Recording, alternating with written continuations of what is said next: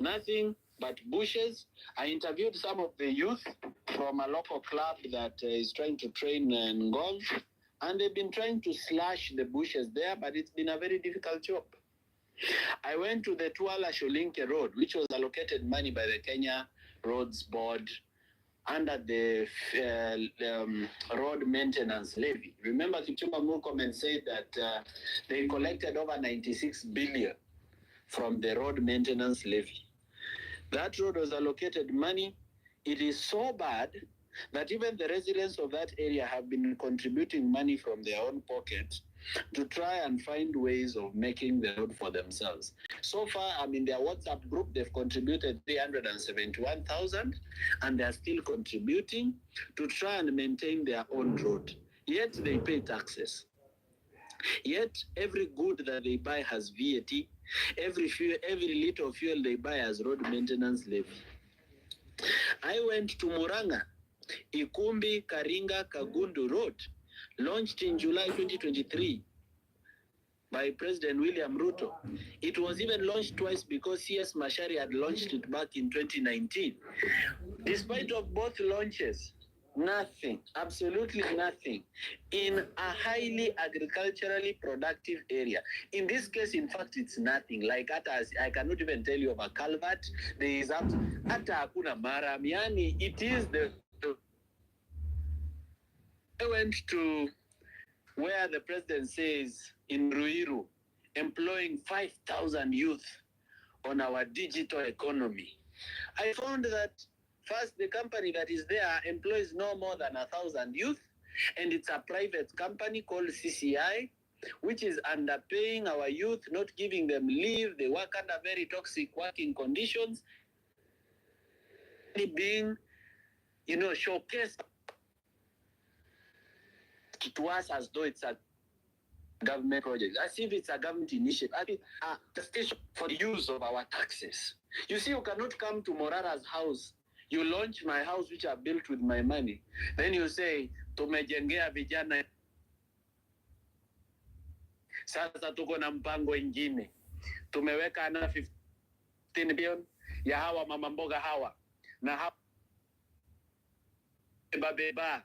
Sasa hawa wote wanaweza kukopa deni ya interest bila interest ili kujiendeleza. Sijui kama tunaelewana. Mimi nitazungumza na wewe mjumbe wenu. Hapa tutajenga TTI hapa.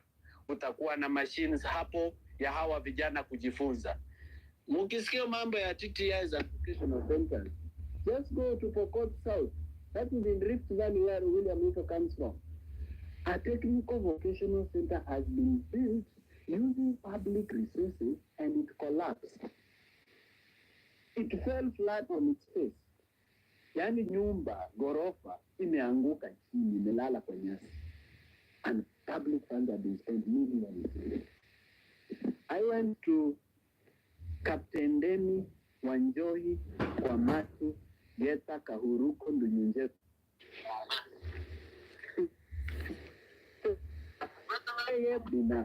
Morara, Papalo President Afisade. You're slightly off mic. Yeah, now I think it's better now. Go ahead. Okay. I went to Captain Demi, Wanjohi, Kwamatu, Kahuruko, Ndunyunjeru Road, which was launched by Papalo President Ola Ofisade. He himself launched it on the 26th of November 2018. He launched it again on 6th April 2023. Nothing, and absolutely nothing to show for it. I went to Eldoret Airstrip, where politicians have planted maize and wheat on an airport. And they are using the tractor of Kenya prisons. The impunity, the audacity. I went to Kamarini Stadium, which is said in another 6 months, this stadium in Kamarini, which is historical, will be complete. Nothing to show for it. Nothing to show for public funds wasted. His promises amount to nothing. On the issue of stadiums, I still went to Water Stadium. Water Stadium, money spent, nothing. In Water Stadium, the contractor has already been paid 162 million Kenya shillings. 162 million. And what we have is a concrete track, some grass, and a perimeter wall. Just next to that stadium, as if it was not enough, as if they didn't get the message that they are a failure, they have now cleared the bushes and fence. They want to build affordable housing. Before I even speak of affordable housing, how affordable is the affordable housing? Affordable to who? These Kenyans are suffering. They have no jobs. Their businesses are failing. Then you are telling them that you've built for them affordable houses. A bedsitter in Kirinyaga housing program costs 1.7 million. How many Kenyans can afford a bedsitter 1.7 million? And how many will be willing to buy it in Kirinyaga? It's a dead white elephant project just meant to loot public funds. You imagine, you take money from the people, you build them houses, then you sell to the people whom you took money from. So there, in Water Stadium, just next to where he wants to build housing program, you can watch my videos on X. He has another housing program that was built by Uhuru when he was the deputy president. The roof is caving in. The houses are being, they are collapsing. The walls are cracked. 20 flats. Unajua, when I talk about a flat, I mean a flat. I mean a building kutoka chini paka juu yenye kuna several units. 20 flats. All of them damaged. Now we want to build new ones. Where are our priorities? You might think that our politicians are stupid, but are they? They are not. They are professors. Some of them have done PhD. Some of them have even gone to the best schools in the world. This Henry Rotich was our cabinet secretary for treasury. That guy studied in Harvard. These people are very well learned. They know what they are doing. They are doing it for themselves. They are stealing without conscience. Unajua, hata kama unatuibia, tuibie kidogo tufanyie kazi. But absolutely nothing, zero. I went to another project called Thwake Dam. Thwake Dam is in Makueni. In this Thwake Dam, the shock of my life is that the contractor was paid 236 million extra. Not part of his bill of quantities, not part of the contract, not part of what he was supposed to pay. Hiyo ameongezewa. Hiyo ni kama ya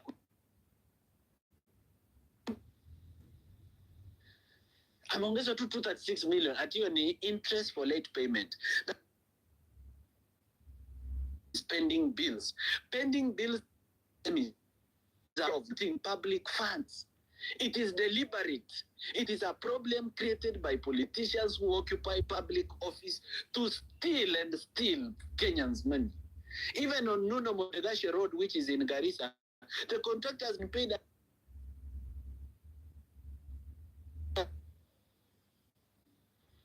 Hiyo yani just on top. Hiyo tumekuongeza tu hiyo. Shika hiyo. You go to Ministry of 1.4 million spent on an interview to hire an accountant, and they still never found an accountant out of that interview. Now, why should we even be spending money to hire an accountant of a public service commission? We have a boardroom in the ministry, funded public resources. We have HR, deputy HR practitioners in the ministry, hired and paid by public resources, and we are still paying 1.4 million to look. Go to the e-citizen platform. You read the Auditor General's report for the financial year 2020. 10 billion paid on e-citizen platform can neither be confirmed nor denied. The government cannot say for sure whether it had the money or not. They are also shocked that it is missing. They are also shocked that the figures are different. You go to Ministry of Environment. Ministry of Environment is unable to explain how it spent 140 million links in one day to plant trees. I'll be taking this. I'll show you that there were not actually. Some of the trees were not even watered, they died. But 140 a day?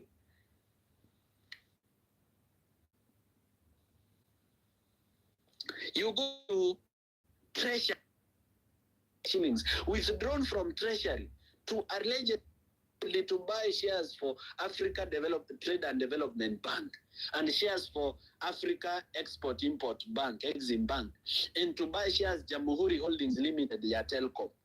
12.5 billion was withdrawn from Treasury the way you withdraw money from M-Pesa. And it's lost. Nobody can account for it. Hata hizo banks zenye tulikuwa tunanua shares kwao ati hawashiki simu. Imagine the Dr. General saying in the Dr. General's report that they could not be traced, at my attempts to reach them were unanswered or they were uncooperative. You steal from us and you are uncooperative. Angalia, we paid an extra last year. We paid an extra 3.1 billion for fuel because the ship ilichelewa kwa dock. And there was a ship that brought oil, ikachelewa ku offload pale Mombasa.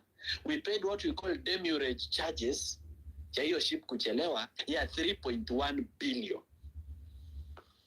For you to get to a billion, Kenyans, I don't know whether they understand what a billion is. Me, I've never seen a billion in my life.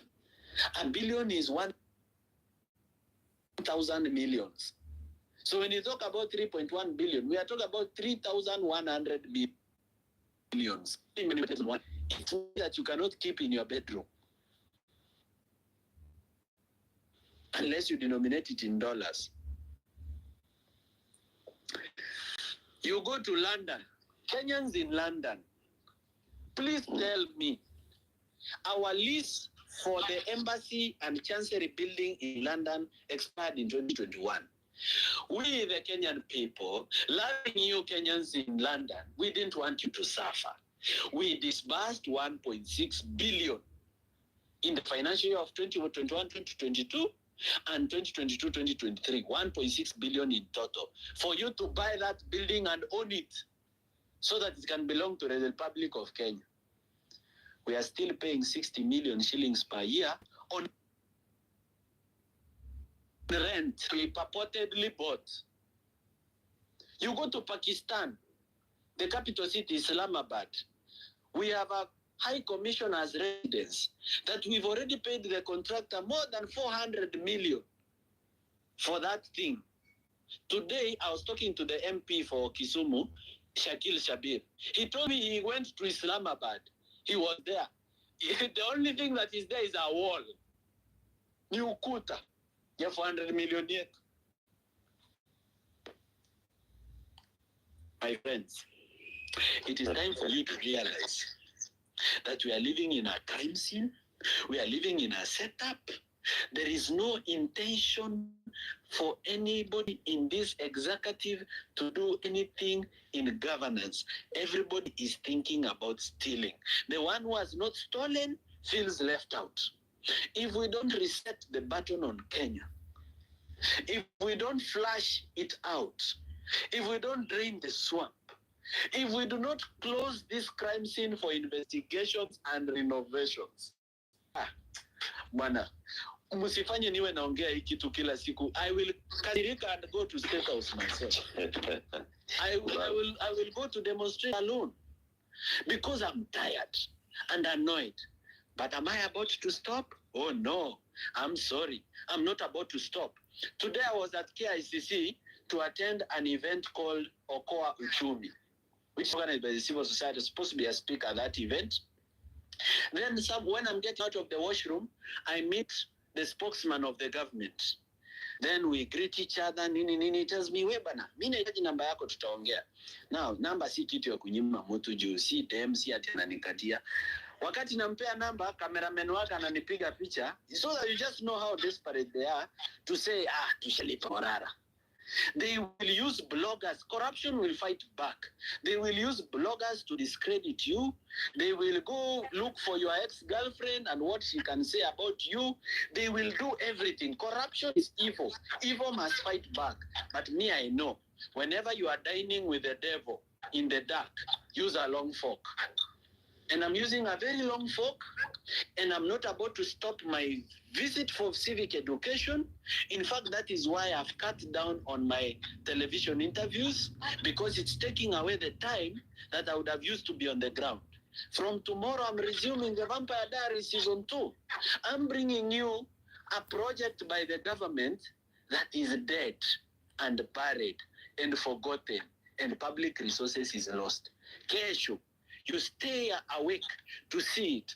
The purpose of my videos is to provoke you. Yes, the purpose of my videos is to incite you.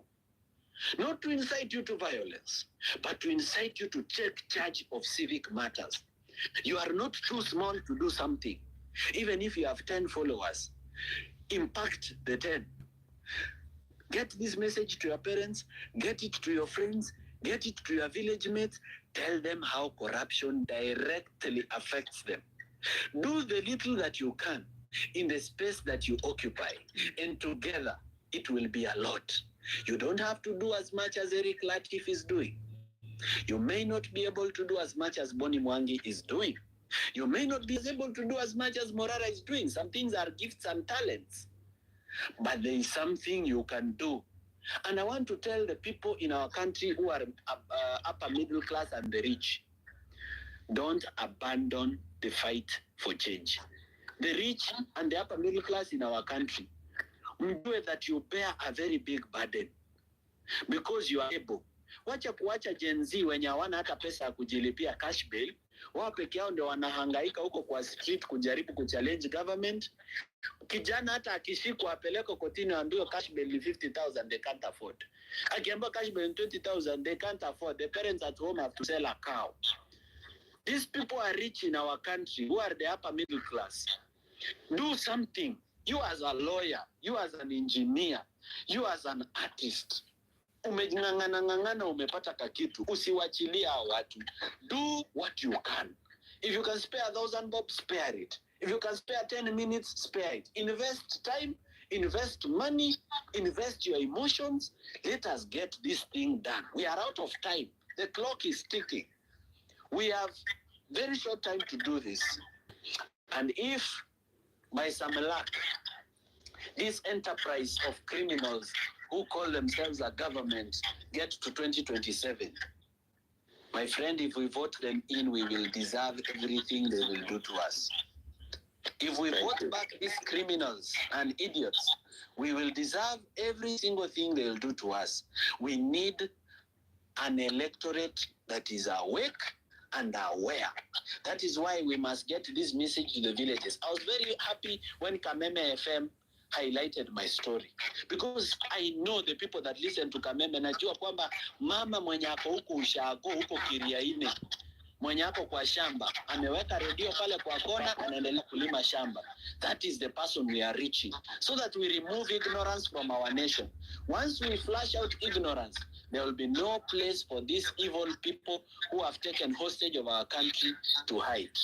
That is all I have to say. Morara, thank you. Thank you very much. Very well said.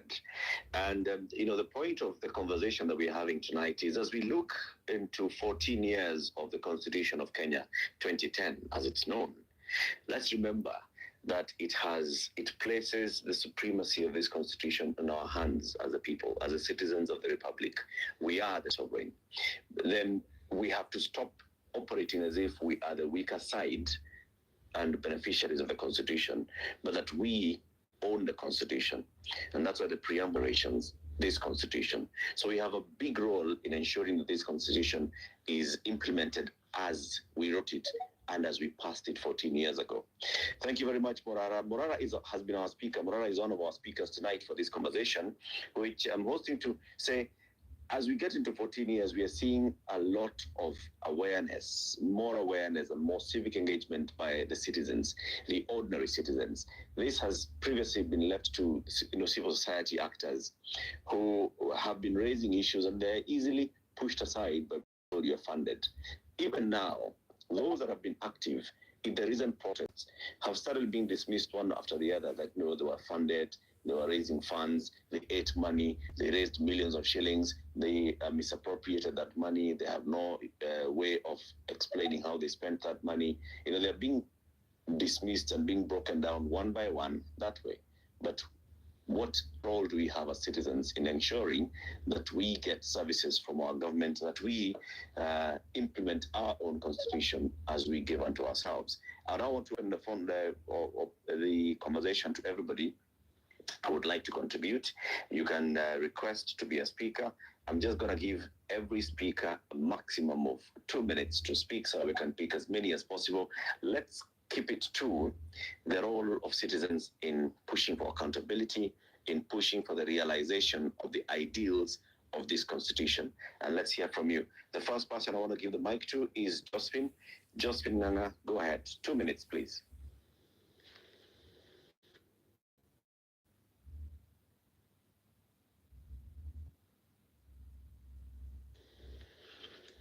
Josephine, we can't hear you.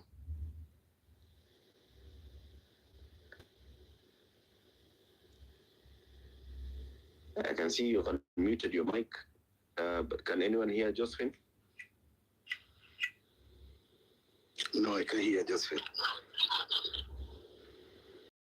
Okay. So Josephine, we'll come back to you. Let's hear from Abdi. Abdi, over to you. Thank you, Eric. You can hear me? Yes. Thank you for hosting the space again. I appreciate the presentation, though I find the stories from the speaker quite depressing, what we are going through. It's clear we have a long way to go before we can say we are truly free. We are not yet home. So as we commemorate these 14 years since the new 2010 Constitution, we should have been a moment of pride. But instead, it has become one of the deep reflection and concerns and sorrow. The goal of our Katiba was to safeguard our rights, ensure accountability, build a society that has been compromised by and be a just society. But what we have seen is a society compromised by those who have mutilated and weaponized this document to serve their interests rather than the people.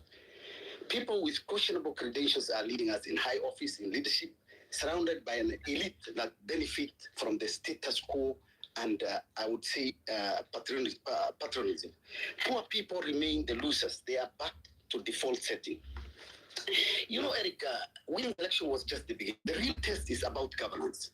Leading a nation involves navigating complex issues, balancing diverse interests, implementing meaningful policies which go beyond political strategy and requires genuine problem solving and visionary leadership. It's not about forming a coalition or a broad-based government. The solution to Kenyan problem is not political. The economic problems is not political. So I will say the 2010 Constitution was designed as a beacon of hope, a social contract between the government and the people, enshrining our rights and responsibilities. It was meant to guarantee the rule of law and protect human rights, ensure transparency, accountability. Instead, we witnessed deliberate erosion of these principles. The EU once has been a beacon of justice has often fallen short, appearing inept or unwilling to stand to those who undermine the rule of law. Corruption and impunity have taken root with those in power, acting above the law, disregarding court orders, operating with blunt disregard for the principles of justice. It has become in many ways a banana republic where the rule of law is disregarded, those entrusted upholding instead trample on it. The Constitution, which was meant to be our protector, is now being twisted and manipulated against us as a tool used to oppress, silence, and control any dissent. Eric, we have seen the rising incident of police brutality, enforced disappearance, abductions, the persistent disregard for court orders. The very institution meant to protect us are being used to instill fear and suppress dissent. I think we need the judiciary it is independent and enforced accountability has only those who seek to undermine our democracy and rule of law. I believe this is not what the framers of Constitution envisioned, and it is certainly not what Kenyans wanted. I think we are at a critical juncture where complacency is not an option. We must confront the reality of these abuses of power, demand an independent, courageous judiciary, insist on restoration of integrity in our institution, fight for truly democratic and just Kenya for everyone. I also think we must be vigilant, united, pushing back against those who seek to undermine our constitution. The accountability bar, I think, has been raised, but we must ensure it is met. I think the constitution is not just a legal document. It's a living, breathing contract that requires our active defense and commitment. It is the cornerstone of our democracy and a shield against the tyrant. So I think as we reflect on these 14 years, let's recommit ourselves to the spirit of Katiba and to the relentless pursuit of justice, equality, and accountability for all Kenyans, as Mora and the rest are doing. I think Mora and Boni are doing an excellent job to do that. And I think we should also be part of this civic education. And I would say the Constitution still remains a beacon of hope, only if we defend it with the vigilance, courage, and unity it deserves. We cannot afford to be destroyed by those who swore to protect it. So,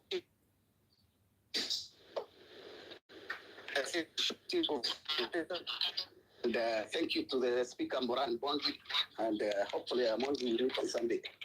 Thank you, Eric. Asante. Thank you very much, Abdi. It's Morara, Abdi. It's not Mora. But thank you. Thank you for that contribution. Let's try you, Justin. Thank you for the correction. Let's try Justin again. Let's hear if we'll be able to get you this time. Justin, you have the mic.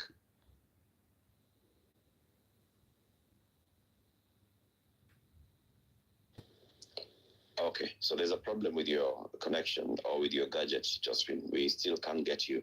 Keegan, you have the mic. Thank you so much, Eric Latif, for this great space that you have given us today. I believe it touches on so many things. Sorry, I joined late because I was also not aware that it was going to be there, and I'm also traveling, so I just had to stop just to maybe give my input. So mine would probably be less than 2 minutes, as you have given us. Now, when we talk about accountability, those are some of the things that were brought up by the recent demonstrations by the Gen Z. But then we also had occasions whereby, people who believe for a good cause that the Gen Z originally stood for, and I supported, actually went ahead and, they started collecting money. Now, when we talk about accountability, Eric, we must ask ourselves why other people are not able to account for the monies that they themselves collected in order to cause for change. Now, when I talk about change, Eric, I talk about change that does not include anarchy. I talk about a constitution of 2010 that we said we shall review after 10 years. So when we cause anarchy to bring change, Eric, we go totally against what the spirit of the whole Gen Z was about, because I believe that is why most of us nowadays are on spaces, though some of us utilized this before it became popular. Now, as for my good friend Morara, I will call you a good friend because I have no enemies. I am at peace with everyone, even those that don't have the same ideals as me. You have talked about provoking. It is good, what you're doing is right, but I also believe that there are powers that are pushing you towards that direction. These powers may not necessarily be, committed to the change that we need as a country. Now, we had Gen Z generals. Yeah, I want to refer to them as Gen Z generals. The Gen Z generals, we know them.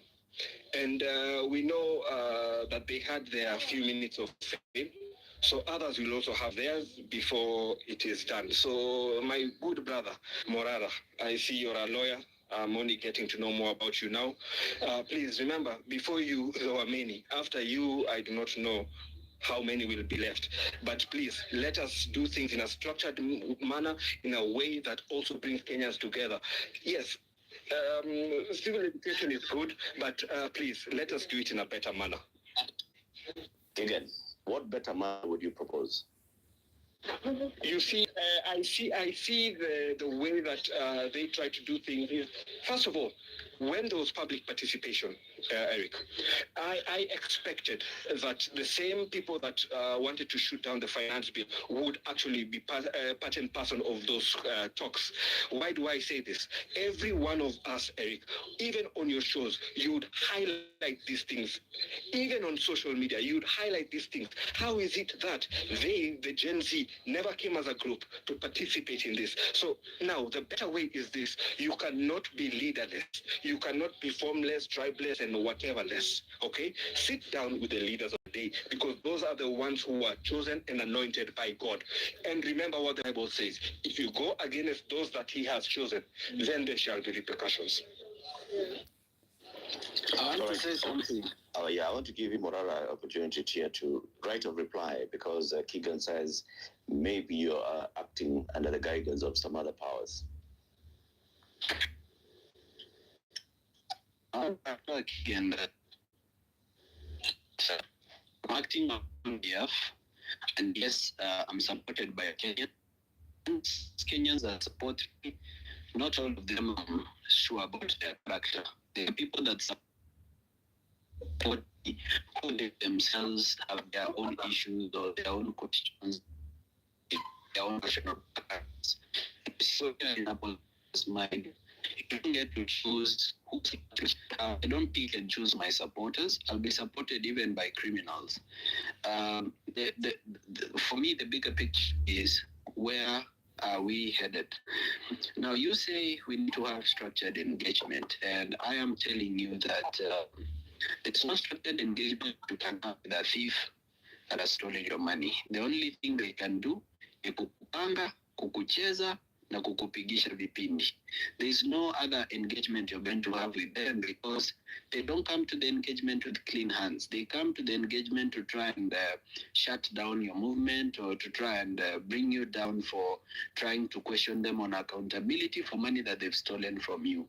There's no conversation you can have with them, because what will this conversation look like? Will we be telling these corrupt politicians to return our money that has been stolen? Do you think that is a kind of a conversation we can have, that sasa tumeamua tuketi chini tuongee, hii pesa mmetuibia sini mingi, tuna request kama mnaweza rudisha kidogo? That's nonsense. It cannot work in any beginning. The other thing is, you talk about moments of fame. Well, I don't think fame is important. I believe that everybody, famous or not famous, should do the little that they can do. But you should not be annoyed or jealous if somebody else is famous. Remember, this thing comes, and it does not come. Sometimes it comes to people that don't even want it. Some of us, we didn't even wish to be famous, because now I'm living a life that I didn't want to live. I cannot go to a hotel and have tea. I cannot walk on a corridor without pictures of me being taken. So I'm not really happy about the fame, but I'm glad that now I have a bigger platform and a bigger following to continue championing for issues of better governance and an end to corruption. So please do not be cheated to believe that everybody does something for fame. Some of us actually do these things because we care. And it's not that before we started doing these things, we had nothing to do. We were actually very busy with our lives and had things to do. So the last thing I want to tell you is, stop demonizing religion. That bullshit of telling us that people have been chosen by God is utter nonsense, and it belongs in the dustbin. Because the only way Kenya was colonized is because people came here with the Bible telling us that they've brought us the word of God. That is the same weaponization of religion which people are using when actually churches are laundering money for politicians. You might try showing a helicopter, attractions a bit not on behalf of a politician. God did not choose for us thieves. We are the ones who elected these thieves. We are the ones suffering the consequences of these thieves, and we are trying to find a way getting rid of these pieces of shit that have made a shithole out of our. Enough, Morara. Thank you very much. Thank you so much, Morara. I have heard you. Eric, also thank you. I may need to go to the listeners now because I will not be able to take part in any further conversation because, as I said, I was traveling. Asante. I believe Morara will have another chance to have a conversation. Eric, thank you so much and keep up the great work. Asante. Thank you, Kigen, and thank you for joining the conversation. Yes, we'll take all. We are talking about our constitution, and our constitution says let's engage. And so it's important for all of us to engage respectfully, and engage on all matters. The next person I want to give the mic to is Anthony Muredi. You have 2 minutes. Thank you, Latif. Thank you, Morara, for the wonderful work you're doing. Thank you very much for this piece. Now, I will straight to my talking point. Number one, it's time for accountability. And the fact that people in government are not asking themselves a very pertinent question. If our leadership is so good, what has made Kenyans so woke about governance right now? If you want to know you're doing a bad job, it's when people start realizing how bad your job is until it becomes a national conversation. Now, the fact that instead of this government reacting to what Morara is doing and ask Morara, okay, this is what Morara is saying. Is it true? Yes. Can you call these people to account? What are they doing? They want to sit down and defend a totally absurd and stupid defense of defending the indefensible. There are things as a government we should not defend.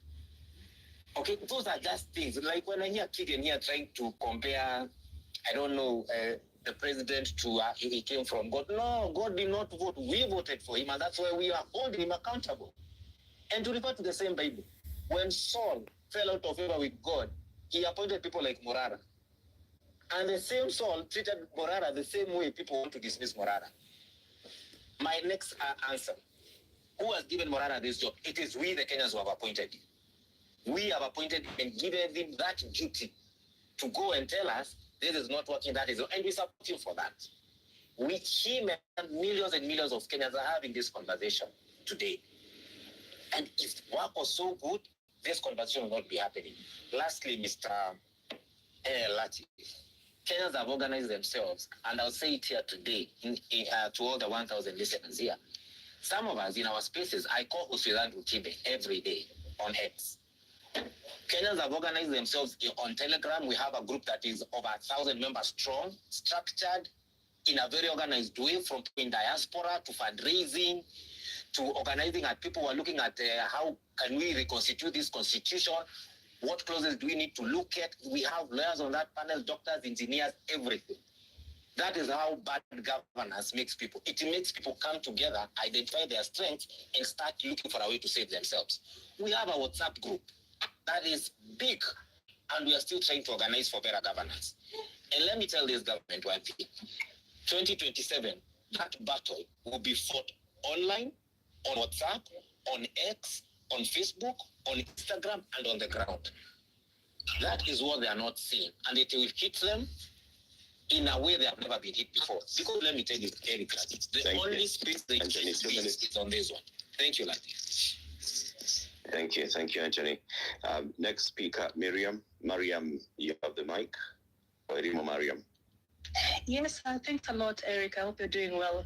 I do have a quick question. Yeah, thanks. I do have a quick question for Morara. It was very interesting to hear him run through the counties and some of the ghost projects that are being done and what is being quantified as development. So my question was, who advises the county, who quantifies what is termed as development in the counties responsible for that, Morara?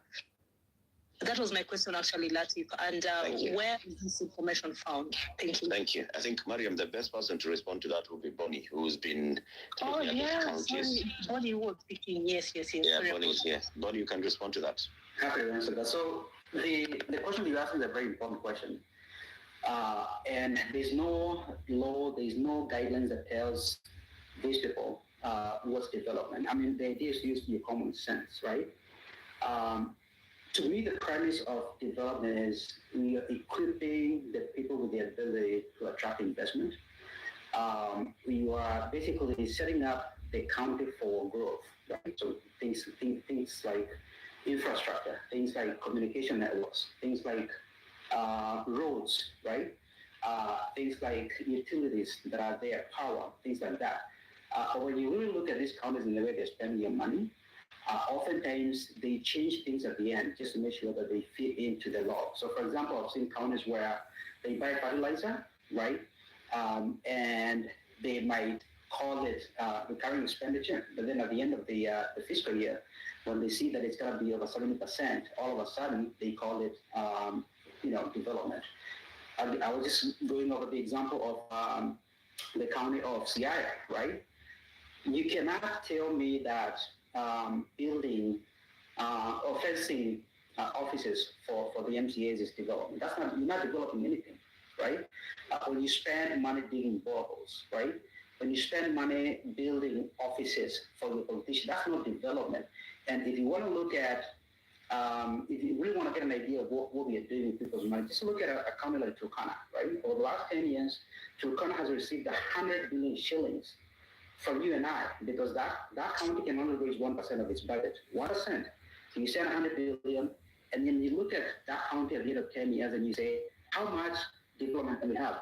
Have we seen an improvement in terms of literacy rates, in terms of access to healthcare, in terms of schools, in terms of basic services? Almost non-existent. Roads are not there. And you look at a county like Turkana, they can only raise 1%. After 100 billion in investment, they can only raise 1% of their budget. They can only support themselves for 3 days out of the year, right? And when you look at even what they call own source revenue, 50% is from market charges, 25% is from slaughterhouse fees. I mean, what are we doing? How do you invest 100 billion to end up collecting money from a slaughterhouse? Does any of you want to have a $100 billion shilling slaughterhouse? So it's not just saying we need 30%. We need to actually put people into office that knows what it means to develop a country, right? Again, I go back to my point is that 90% of these issues can be fixed by putting the right people into office. If you put in someone who is not serious about development, you're gonna end up with a situation on our hands. Thank you. Thank you, Bonnie, and I'm sure you've responded to that question. Very many other comments also on the comment section. And please continue here so we can continue with this conversation everywhere. DJ Blizzy says, it's not like I'm inciting anyone to violence, as Morala has said, but we have got to fight for our children, and if not for us, and making sure that we get the right accountability from our leaders. I'm seeing a lot of people saying that the president is clueless. Please alert everyone that this is a manipulation tactic. He's aware of what he's doing. Accountability is the key. That's what Samsung is saying. We need to start involving youth in the mass voters card registration and push for a new party. Will make us occupy every seat in 2027. That's Mawera Nick. The conversation continues there. If you'd like to speak, raise a hand or request. I'm going to give you the mic to speak. 2 minutes, please. Juliet, you are up next. Oh, thank you so much, Latif. And thank you to Moredi Anthony for telling me about your platform. Great to be in this platform listening to citizen accountability. And I want to appreciate Senior Counsel Morala and, of course, all the other key speakers who are speaking. Mine is just short. I'm listening from London here today as a Kenyan diaspora. But let me tell you, singeweza kufikiria that itakuja siku ambayo Kenyan sisi tutataka kufight corruption. And that is beautiful. And I want to celebrate all the efforts that Kenyans are making. And in particular, I want to celebrate the Gen Zs and all the platforms such as this. But I also want to inspire you with the quote here today. Corruption destroys humanity and kindness. And I'll repeat that. Corruption destroys humanity and kindness. And I wrote that a few years back because I felt that that is something that is really destroying our country. And so I'm really delighted to just be part of this program, to listen to all the efforts. And it is we Kenyans and every one of us took on a responsibility to fight all what is happening in our country at every level, at every space, and ensure that we bring our country back. Asanteni.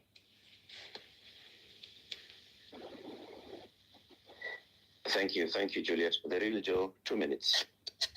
Thank you very much for the space and for having this forum so we can be able to engage. So mine will be very quick today.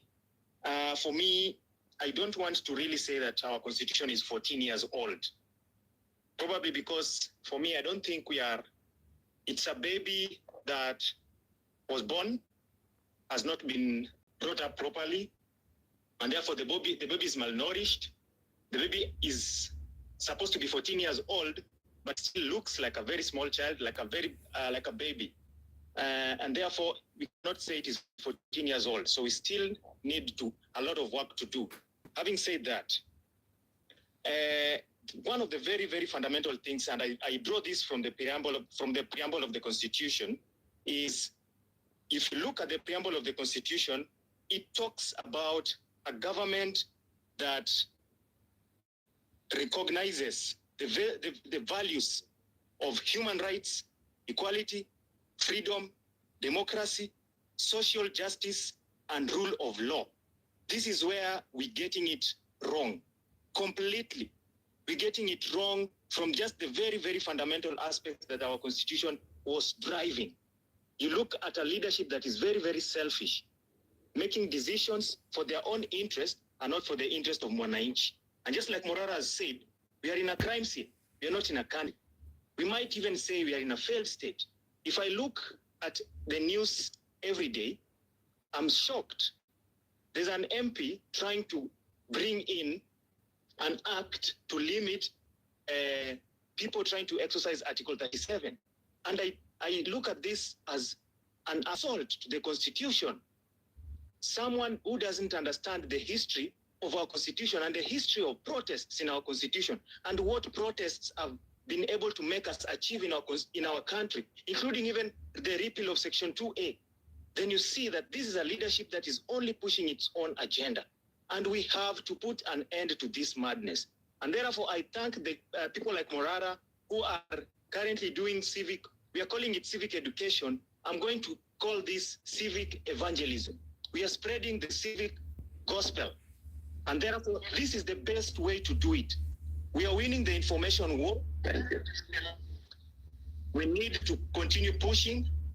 And this is how we get as Harriet Tubman in one of her sayings said that I would have freed 1,000 more if only they knew they were slaves.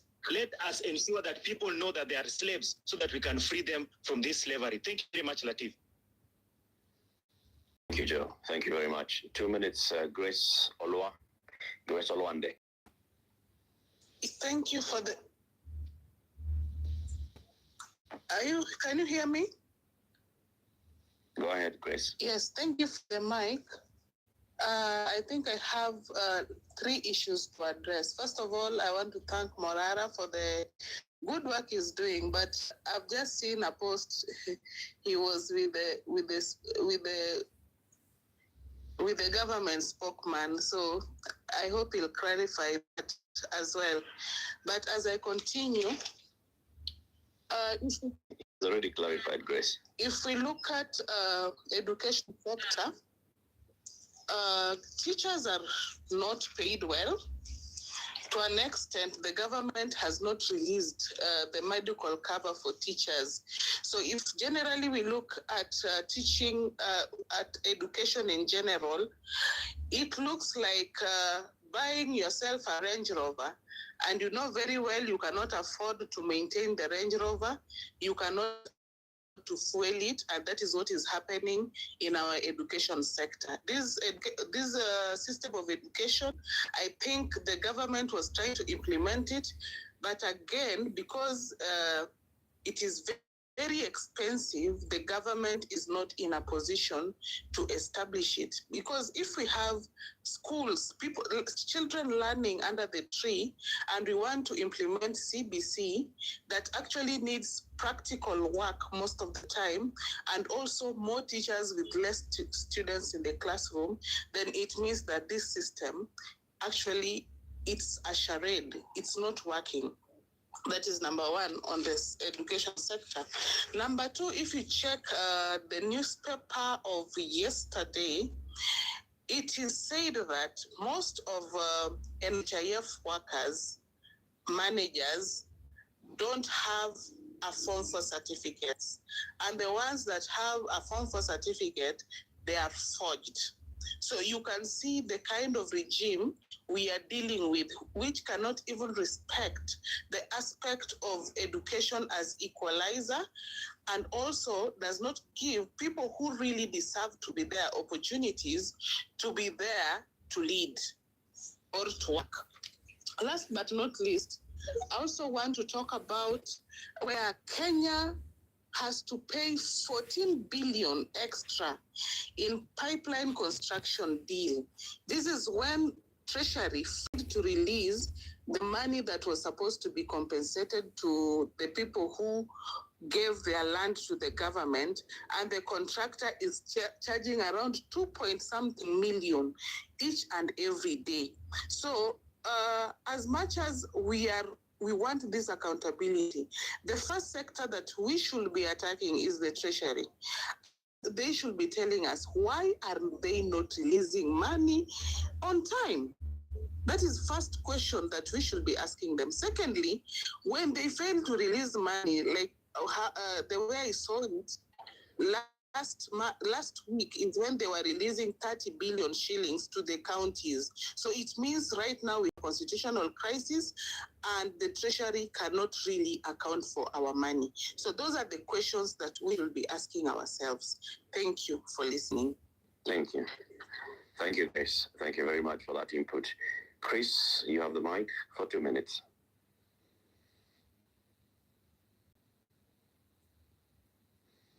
Hello, good evening. Go ahead. Hope you're seeing me. Hope you can hear my voice. Okay.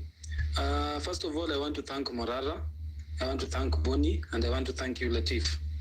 You know, we are at a point where, as a country, we were given two options that were not good for us. I didn't vote for Ruto. I voted for Raila. But over the course of the last 2 years, I've realized he wasn't an option for us. I don't regret it, but I want people to take this issue with civil education so serious, because we have reached a point where the corruption in this country is at a level that you can't imagine. Nothing is working. I believe every country has its own issues, but at the moment, I have been going through the books of auditor from. You can see how people, or I'll say organized crime on public finances happens. People are just stealing day in, day out. There is no report that you will find that is clear. Every report has issues. Money can't be accounted for, and yet we are paying taxes for it. Every individual now getting out from school, be it in a college, be it in an university, be it in a TVET institution, there is no work, and that is the reality. And anybody getting work, the payment is pathetic. You can't keep up with providing for yourself. I remember another MP in Tanzania was talking about issue of ministers and government telling people to employ themselves. Aliuliza swali simple. Wewe mwenyewe uko na 40. umerudi kwa wananchi wa kuandike kazi, umekampeni ukashinda kura. Hao vijana wa miaka 20, miaka 18 unawaambia wajiandike wenyewe.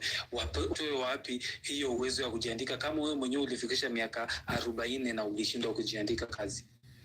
So the reality is... Thank you, Chris. Okay. Thank you. Let's leave it there so we can take as many comments and participants as possible so we can continue this conversation more. Robert, you have the next 2 minutes. Okay, thank you. Yeah. Mine is just to thank you. Keep doing the Lord's work. Unafanya kazi nzuri sana. Don't listen to those who are against you. Keep on doing that job. Is very important. Right now we know where our money is, where our money goes in form of being stolen.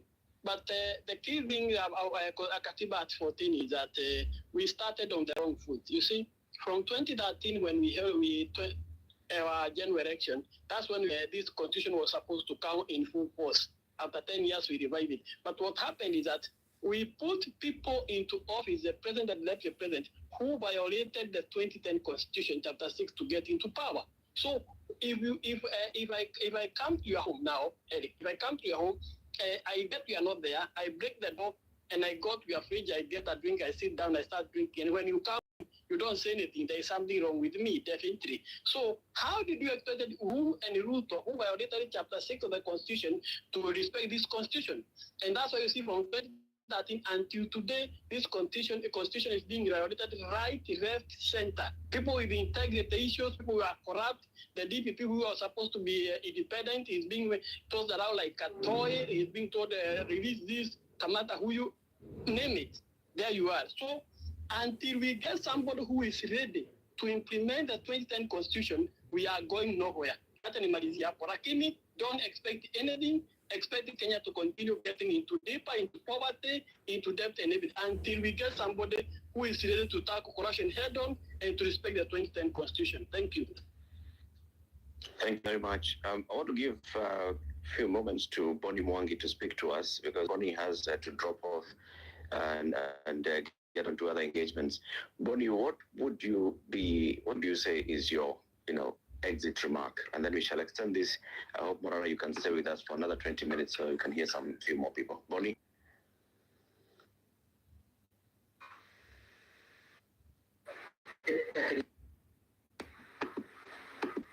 Hello?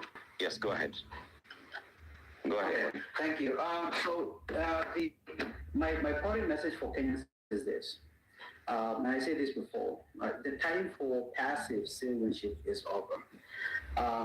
We have for a long time, in my view, left governing to, and I'm just going to call it like it is, clowns and thieves. We need to get involved because if we don't get involved, we end up in a situation like the one that we have on our hands. It's a serious issue. We need to fix our country, and we're not going to fix our country by having the same people that have put us there fix it, right? Right now, the reason why we have 11 trillion in debt is because our parliament has not stepped up and ensured that they hold the executive branch accountable. You cannot raise debt by 450%. We can't show that you have the ability to service that debt. We need to get involved. We need to make sure we're using the right people in office, and we need to hold them accountable. Do not be a passive citizen. That doesn't work anymore.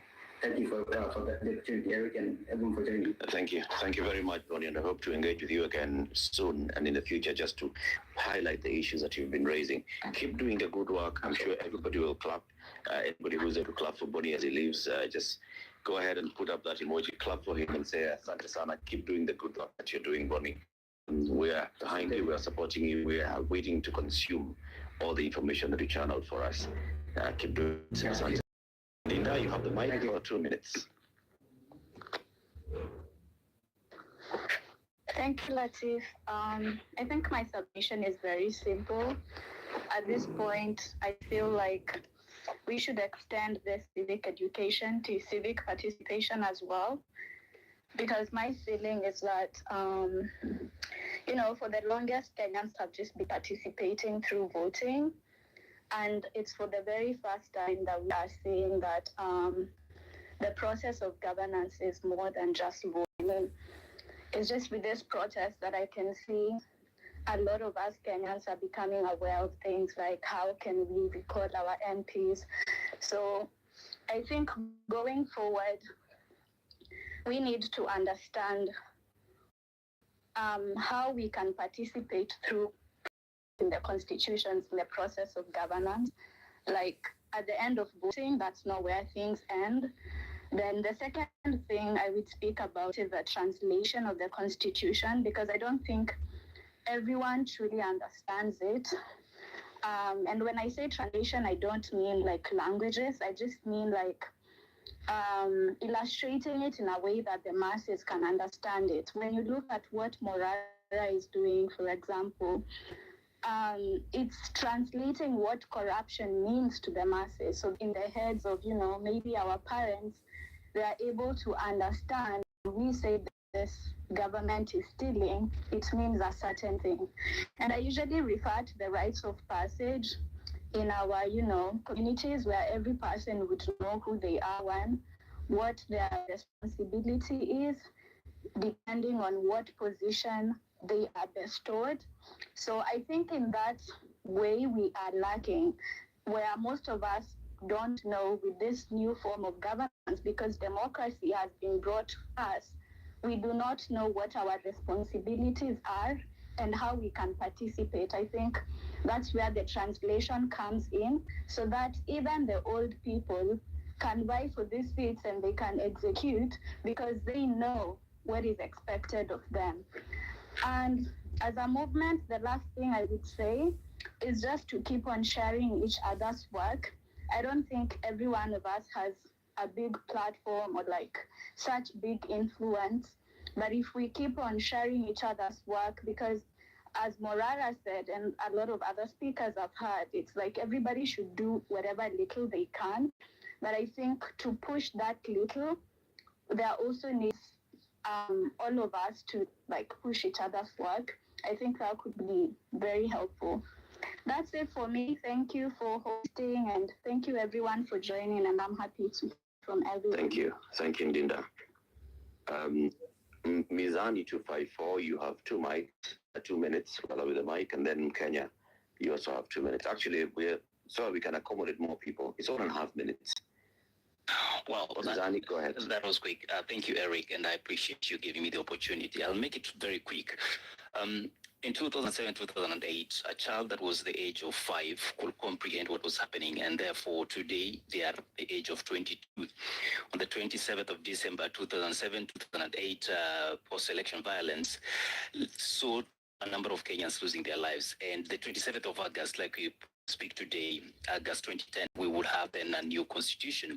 So as I speak today, we are looking into Tuesday being another anniversary of 14 years. And one of the fundamental questions that we have failed to respond to is, what is justice? Many believe that justice, it's all about who have their day. But eventually, look through and sieve through, Kenyans have been asking about economic justice, social justice. We've even asked about political justice. And because time is not on my end, I will refer us to the first stanza of our national anthem as my closing remarks. It states, or rather reads, "O God of all creation, bless this our land and nation." And interestingly, it goes to justice be our shield and defender.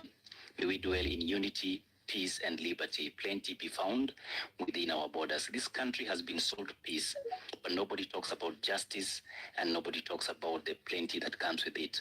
It is high time that Kenyans, as we advocate for citizen accountability, we demand for more justice, even as we procure for peace. Thank you, and I do appreciate the time, Eric.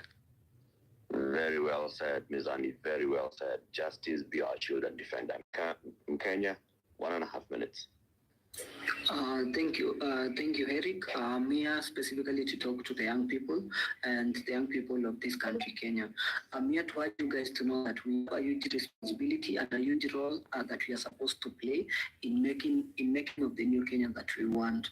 So this aspect of civic education, I want us to take it as our personal responsibility. Any small role that you can play, whether it's in the village, whether it's in the city, whether it's in the ghetto, any other place, make sure you take this responsibility as your personal responsibility, because the political class doesn't have them and doesn't have them. We have all the time. The next 30 to 50 years, we will still be around in this country. So guys, don't let our country go to waste when we have an opportunity. Thank you. That was the message to all the young people like me. Thank you, Eric. Thank you, Kenya. Boni Miti, 1.5.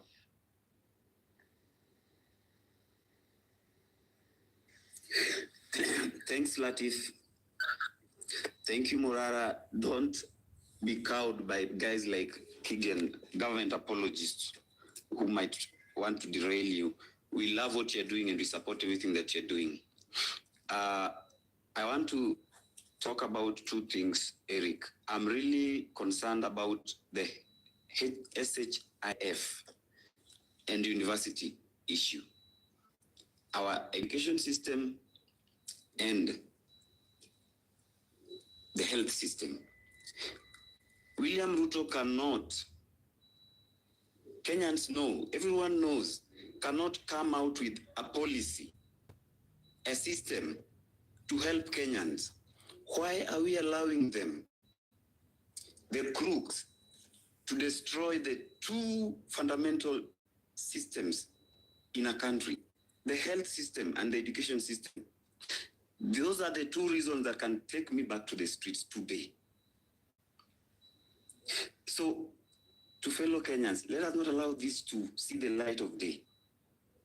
I've insisted since the time we started these demonstrations, SHIF will kill our health system because the intention behind it is clear: to steal, not to help people. NHIF was working, at least to some extent. It has worked for me. I've seen it work. Why scrap it all together? The HELB has helped people to go to school. It has taken students to school and we've seen it work. Why scrap it all together? Come up with a ghost thing that we don't know where the tail and the head is. We can't allow this to happen. So as we are commemorating this anniversary of the Constitution, those are two things that the Constitution states clearly are rights. The health, the education is a right. Let us not let Ruto ruin that for us. That is all I have to say. Thank you so much. Thank you, Bonnie. Guys, do not give up. We are on. Asante, Bonnie. Redemptor, 1.5 minutes. Asante sana, Eric. Thank you to the other speakers who seem to have left. Mine is in keeping with the topic, Katiba at 14, as citizens' accountability comes of age. 14 years is a teenager who is just becoming self-aware. If you have ever driven teenagers in a car, you know if they have gadgets on their look up, they will not look on their side. And Kenya is exactly there.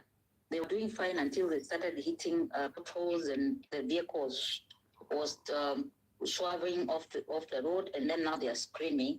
Now they've put their gadgets down. A previous speaker talked to us who decides on what developments will happen in the county. Just a point of information that I was very old when I discovered what CIDP is. This is a county integrated development plan, which should have come as one of the best things that came with devolution. Unfortunately, there was no civic education on in 2010, and it was left to the driver of the counties. And so drivers with criminal intent, they had no goodwill, and so they did not encourage citizens to know their rights when it comes to public participation, except the county of Makueni. I had the privilege in 2022, December, to go around. I went around 4 counties to find out how CIDP and public participation works. For your information, a governor is elected in August or September, and CIDP, the budgets have to be done in December of the same year. And what is decided in that short period is what will happen in that county for 5 years. So when I see launching and I see a lot of debate about how it happened, it's because if there's no goodwill in civic education, then CIDP and public participation also fails. My last submission is based on a speaker who came here and started using words that I've heard. That is anarchy, criminals, goons. These words are about Article 37, which should not be a cause of death. The criminalization of voices of dissent is someone to take us back to the old days. Article 37 came so that those who had died so that people can speak, so that Morara can do what he's doing. They did not die in vain. And we cannot afford for people to come and use these words so that they remove part of the Constitution. Those are my submissions, and thank you for the time. Thank you. Thank you, Redemptor. I'll be closing the conversation at past, but we will close with a parting shot from Morara. So before then, I just want to pick a couple more speakers. Kennedy, you have the mic next, and then Nyorude, you'll come in next 1.5 minutes each, and then we'll go to, I'll see who else I'll be able to pick. Many people have requested. I'm just simply picking and trying also to balance between gender and all. Kennedy, go ahead. Thank you very much, Eric, for the opportunity. I think without missing words, we are in an active crime scene. The only missing element is being coded off by the police because they've turned out to be the enablers of crimes against humanity. Everyone is speaking about peace, but peace without justice is equally useless. You know, the rule of law, the essence of the Constitution, justice is the Constitution. So the moment the rule of law and constitutionalism is only applicable to the poor, then we don't have a country here. The role that most of us have been doing of civic education is to ensure that citizenry benefit most from the government policies and programs, something that has been left in the dustbin. Public participation is no longer what it is envisioned in the Constitution, rather a political event where people with differing political opinions get an opportunity to misguide the citizens while using them as triggers to pass their own selfish agenda. The only thing that we can do as a people is to always resist, because if defiance becomes a norm, then we have to resist every other attempt by the executive to usurp all the powers that is bestowed upon these independent institutions. I do ask myself in most instances, how independent is it that our institutions are? They are not yet independent. We are comparing Kenya to developed countries. What we fail to acknowledge is that thieves are being armed in those countries. When you speak of that, they tell you there is no rule of law in those countries, yet they are doing very well. So as a people of Kenya, it is high time we remain strong because we are on our own. These guys are united to finish us. Thank you. Kennedy, Asante. Nyorude, 1.5 minutes. Thank you so much, Eric, for the opportunity. Mine is to adopt the submissions by most of the speakers to the extent that there is need for citizen vigilance insofar as accountability, pushing for accountability and transparency is concerned. Two things. One, for the longest time, there's a lot of vigilance towards what happens at the national level. My challenge would be that it's about time that we also focus on the counties. In our own local ways, in our own little ways, we focus on what happened in the county, because counties are subsets of the national government. Why is it important? It's important because a rough estimate, if you take hypothetically that every year county governments are getting allocated 400 billion as equitable share, then in 10 years, that comes down to 4 trillion that they have gotten in 10 years. It's about time we ask ourselves, have we gotten value for money for the 4 trillion that has been spent in the default system movement? If the answer on this, your guess is as good as mine. Therefore, it behoves every one of us to push for accountability at our own local level. Let those who play it at the national level play it, and let those who play it at the local level play it, because at the bare minimum, devolution was meant to devolve or to transfer power, both fiscal and political power, to the grassroots level. And lastly on this is that there is need to ensure that we hold our leaders accountable and check all the process of the budget. For the longest time, people have been focusing on the formulation stage and neglecting the other stages. Therefore, it's important that we also pay attention to oversight, which is the execution stage, to ensure that which finally got money allocated on? Is it spent, and is it prudent use of resources? And therefore, if we do not take part in choosing how our money is mobilized and spent on us, then we'll be losing it. Thank you. Asante. Thank you very much. Sami Moraya, economist, and then after you, we'll hear from Moto Kitchen. Good evening, everyone. Thank you, Eric Latif, for the opportunity and for the interest of him. I'll take the shortest time possible. First of all, I'm so delighted for the good work that Murara Kebaso is doing. In fact, Murara was my junior at Kenyatta University when I was in second. I was in third year, he was in first year. And I'm glad for what he's doing. And for now, what I can say, Kenyans, we have come a place that we can say we have become angry enough. And we have become angry enough because of the free education that was offered for us by President Kibaki. So when a generation become enlightened, it's not easily manipulated. What I can basically say, our country has been a crime scene. For example, I have been looking for the projects that have been carried by the county government through the offices of the MCAs. In a ward like Lanet Moza, where I come from, in Nakuru, you find that a construction of a dorm, a construction of modern toilet in an ECD center called Mireroni, it was budgeted at 1.4. And again, to make the matter more worse, the ward administrator's office, it was supposed to be fenced, and it was allocated 2 million. I was at the ward administrator's office yesterday. There was no offense there. So what I can say, the economic crimes that are in this country are beyond control. So the government, instead of overtaxing us, let it come to its senses, cut its expenses, fight with the Ruto'S, and fight the corruption. And as an economist, I can say there is no any single country that has ever grown through overtaxation of its citizens. What they are supposed to do, they are supposed to expand they are generally supposed to expand the tax base.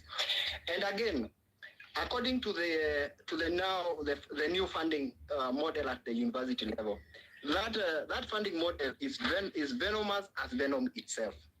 And again, there is a lot of evil things going on with these NGs.